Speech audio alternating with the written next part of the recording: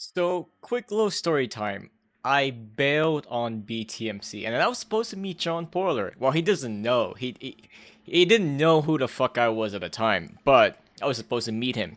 So, back in January, there was City's Winter Invitational, and I am the part of City's City Meets, right? I am the part of that whole shebang. And I was on the set list to appear and make content. And the plan was that at the time I was in Sweden for 3 months because that's the maximum amount of time that I'm allowed on the visa, right? It gives me 3 months, and then I have to leave for 3 months and then come back, yada yada. And the reason why I was in Sweden was to spend time with my girlfriend and spend Christmas with her family because that's a really important thing for her. Right, which is also a good thing because I am accepted into her family. We've been dating for 2.5 years, give or take, almost. But I was supposed to book a flight and leave for the 3rd of January. But being the dumbass that I am, I did not book the flight when I saw that the tickets were $600 for to fly to New York and then back home to Montana, where I am now. I thought the price would go down for whatever reason. And so I waited, and boom, like around when Christmas was rolling around, prices hiked up to $1,000, which at the time I could afford it. Like it's very expensive, but I could afford it.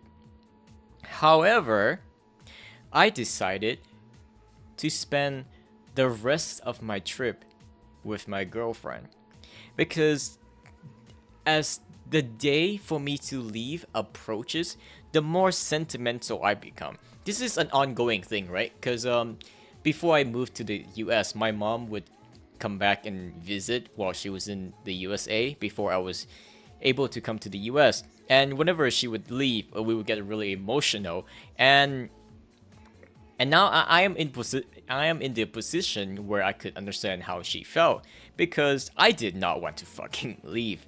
And I told myself and I told her I would rather spend the last remaining days of my trip with her.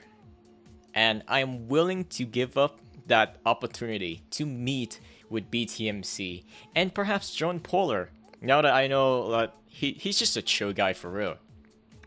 And so when my channel got hacked and terminated, I reached out to Ed before it was terminated. Like, hey Ed, can I Hey Ed, do you know if I can transfer the email of my channel to another email so I could get access back? Because YouTube support was worthless.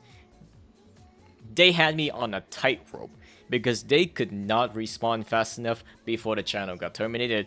But that's in the past now, right?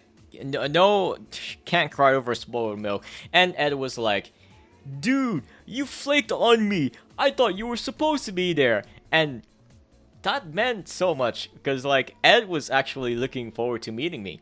And I just flaked on him. But I did ask Tristan Karomi to ask Ed if he wants to trade body pillows. Because many of you don't know, Ed has a Ganyu body pillow.